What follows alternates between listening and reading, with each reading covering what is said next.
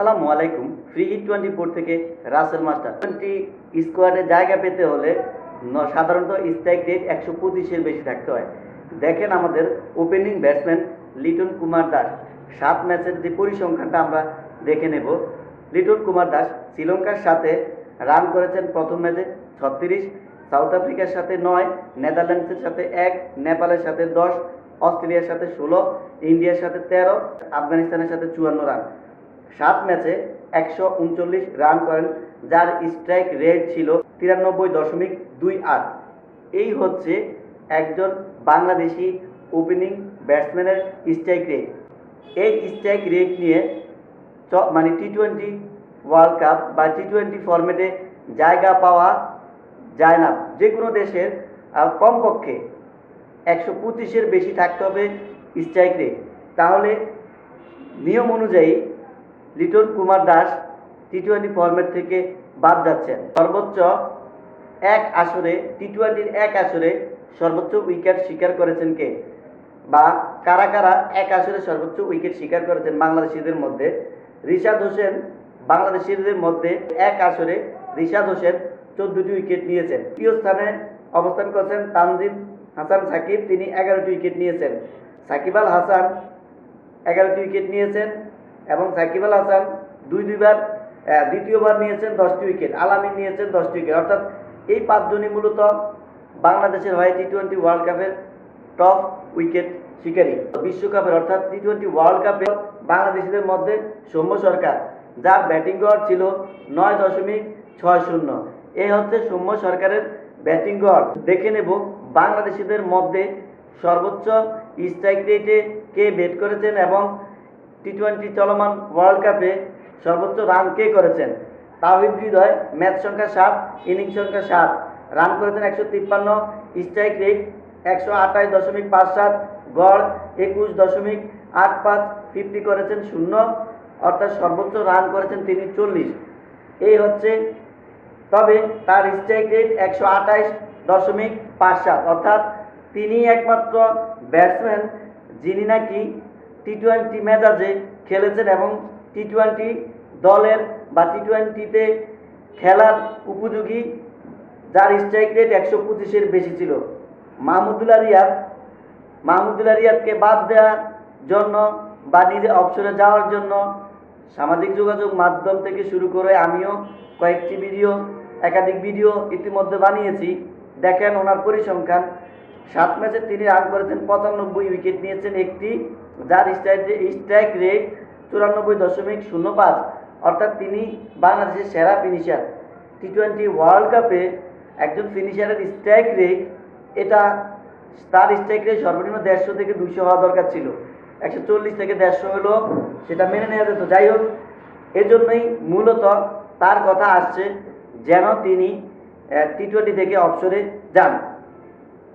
এখন দেখে নেব তানজিম হাসান সাকিব, তিনি কোন দলের সাথে কয়টি করে উইকেট পেয়েছেন। আফগানিস্তানের সাথে তিনি 36 রান দিয়ে কোনো উইকেট পাননি। ইন্ডিয়ার সাথে তিনি 32 রান দিয়ে 2টি উইকেট পেয়েছেন। অস্ট্রেলিয়ার সাথে তিনি 9 রান দিয়ে কোনো উইকেট পাননি। নেপালের সাথে 7 রান দিয়ে নিয়েছিলেন 4টি উইকেট এবং সাউথ আফ্রিকার সাথে 18 রান দিয়ে নিয়েছিলেন 3টি উইকেট।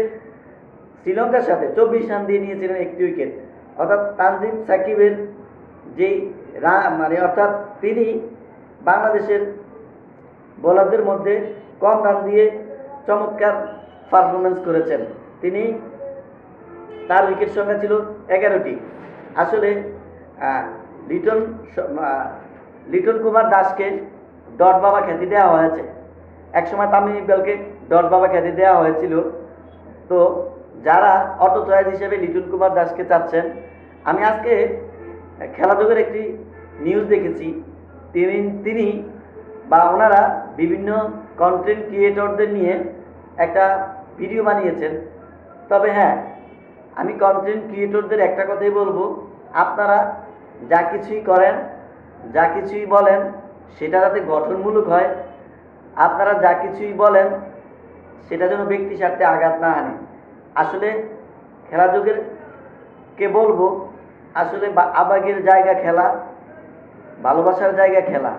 অনেকে হয়তো আবেগটাকে কন্ট্রোল করতে পারেন না, যার ফলশ্রুতিতেই মূলত এই সমস্ত কথা বলে লাইভে এসে মানুষ।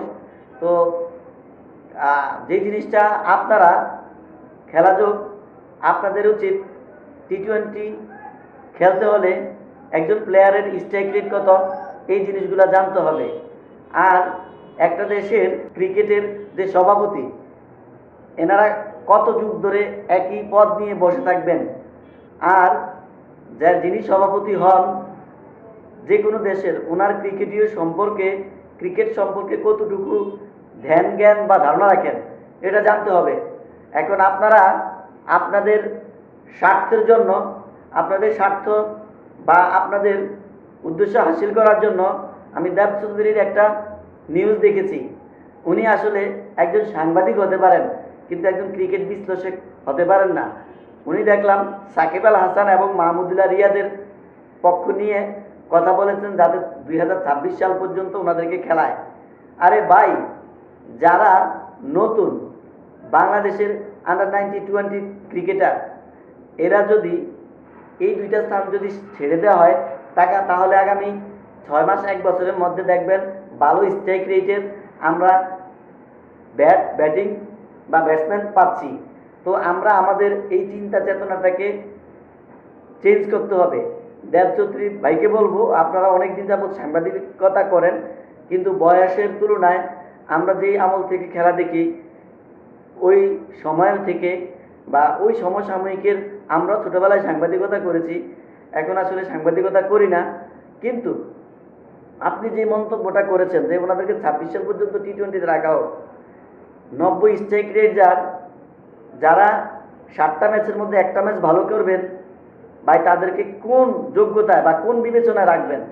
ওনারা বাংলাদেশ দলকে যা দিয়েছেন বাংলার মানুষ কখনো কোনোদিন ভুলবে না। ওকে, ঠিক আছে, কিন্তু এখন তো তাদের উচিত, তারা বয়স হয়েছে যেহেতু তারা তাদের স্থানটা ছেড়ে দিয়ে নবীনদেরকে সুযোগ করে দেওয়া উচিত।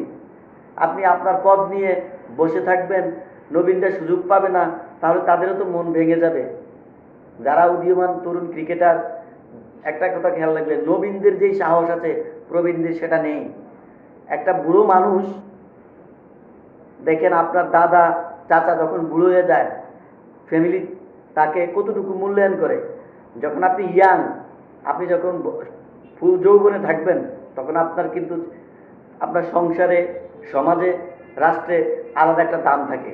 ঠিক তেমনি যারা একটু ব্যাকডেটে চলে যান তারা আস্তে আস্তে হারিয়ে যান, তারা আস্তে আস্তে মানুষের অবহেলার ঘৃণার পাত্রে হয়ে যান। তা আমি মনে করব সাকিব আল হাসান আপনাকে বলছি, মাহমুদুল্লাহ রিয়াদ আপনাকে বলছি, আপনারা আপনাদের সম্মানটুকু রেখে আপনারা আপনাদের যেই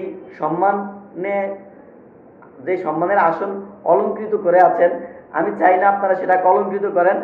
আপনাদের সুনামটাকে অক্ষুণ্ণ রেখে আপনারা অবসরে চলে যান। তাদের পারফরমেন্স একেবারে নাজুক, যাদের স্ট্রাইক রেট 120-এর নিচে বা 125-এর নিচে, তাদেরকে বাদ দিয়ে নবীন তারুণ্য নির্ভর বাংলাদেশের ক্রিকেট দল গড়া হোক, এই আশাবাদ ব্যক্ত রেখে ফ্রি হিট 24 থেকে আমি রাসেল মাস্টার বিদায় নিলাম। আল্লাহ হাফেজ।